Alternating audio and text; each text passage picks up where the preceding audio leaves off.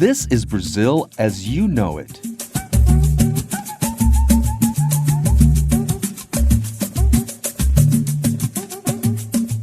What you still don't know is what is behind all that.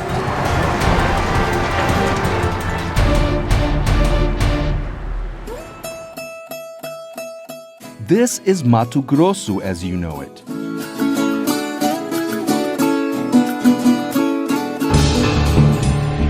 And this is the one you need to know. The region is home to one of the most important ecosystems in the world, as well as the largest agricultural center for soybean in Brazil.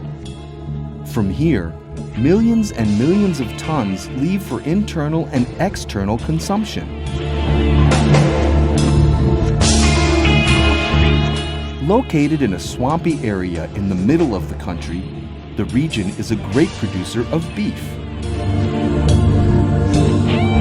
There, transportation happens, in its majority, on unpaved roads. Many times, it is necessary to make use of makeshift and quite unsafe bridges to go across natural obstacles. This is Bahia as you know it.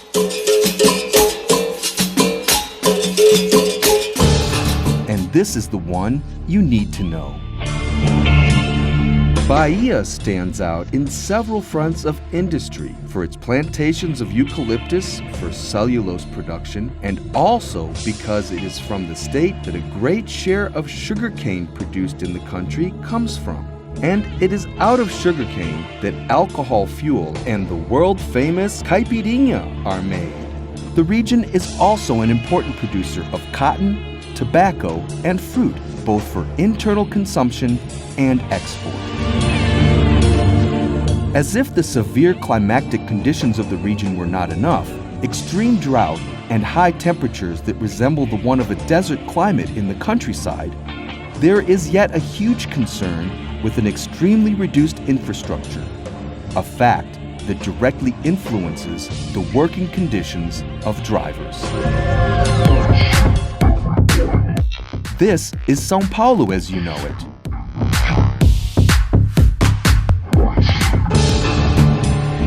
And this is the one you need to know.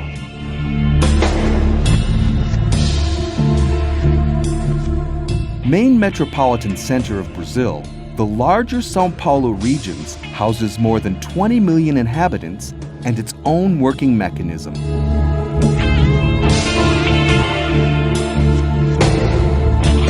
A state with a gigantic distribution center with more than twice as many inhabitants as the second most populated state.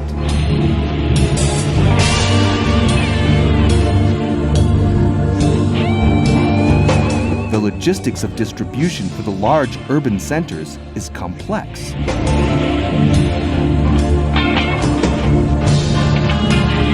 Narrow streets, limitations of circulation for trucks, chaotic traffic. That's only the tip of the iceberg for problems those on the driver's seat have to face every day.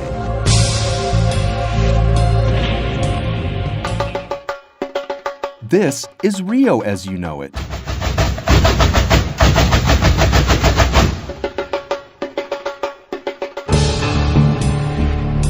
And this is the one you need to know. Second largest metropolitan center in Brazil, 12 million inhabitants. The largest postcard of Brazil has also been, in the past few years, the largest work site in the country.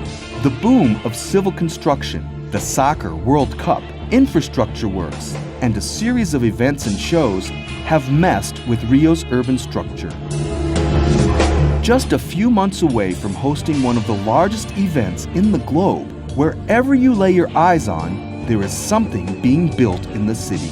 Tow trucks, trucks carrying all kinds of loads for construction, or cement mixers are already a part of urban scenery. And contradictory as it may seem, along with progress also comes dirt. Garbage trucks go working around the clock.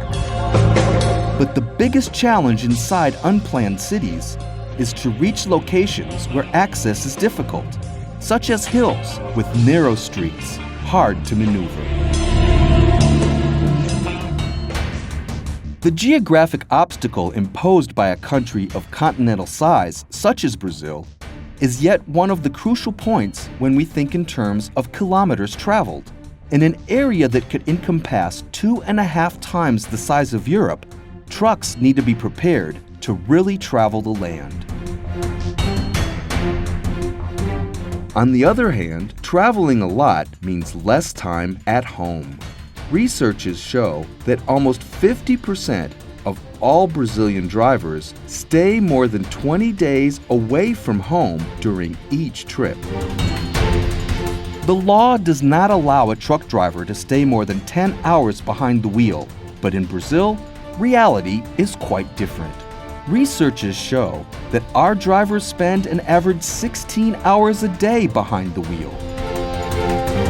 Besides the evident risk these practices generate in terms of safety, we observe that more than a means of transportation, more than an office, in Brazil, the truck is the true home of the driver. In some cases, the truck is the whole home itself. That's why comfort becomes essential. The truth is that truck drivers miss places they can park and rest. Worse than that, they miss places they can park with security. Like any other worker, at the end of the day, the driver needs to rest, sleep, eat, have his personal hygiene, among other things. Other important point is overloading, which, although alerted by truck manufacturers and ruled by legal restrictions, is very common in many segments, although mostly in civil construction works. Other issue is the financial aspect of the activity. Our truck drivers are not always well assisted. Generally, they receive per performance. Toll, fuel, truck maintenance, and all the remaining costs end up being deducted from the total freight value. That means the less you spend, the more you earn. That is why consumption is always a strong issue, even more when you consider the price of diesel and AdBlue in Brazil. If the driver does not like the truck, if he cannot trust its performance, he changes the manufacturer. At the end of the day, truck performance will have direct impact on his financial life. A sturdy vehicle with resistant axles and suspension is an item of survival, which makes the whole difference at the buying moment. Mainly when we have a road network of over 2 million kilometers of roads, bearing around 15% of paved roads. It is plain to see that Brazilian reality is, away from the tourist points, quite challenging. The country that has roads as a key means of transportation invests very little on infrastructure. Roads are full of potholes. There is no road shoulder. 1-lane or 2-lane roads correspond to most of the system. There is a lack of parking sites, lack of security. Working environment is exhaustive and stressing, and money compensation is far from being remarkable. As if that were not enough, drivers still have to face a country as big as a continent with irregular topography and highly variable and quite unfriendly climates. In order to minimize security and cargo theft problems, telemetry and tracking devices are largely publicized in Brazil. Still, truth is that the country's operation depends essentially on that incredible workforce that is currently responsible for more than 60% of all cargo transported in the country. Without trucks, Brazil would stop. And it is in order to keep Brazil running 24/7, 365 days a year, that Mercedes-Benz Trucks works relentless in search of new alternatives to guarantee products that are suitable to the Brazilian reality.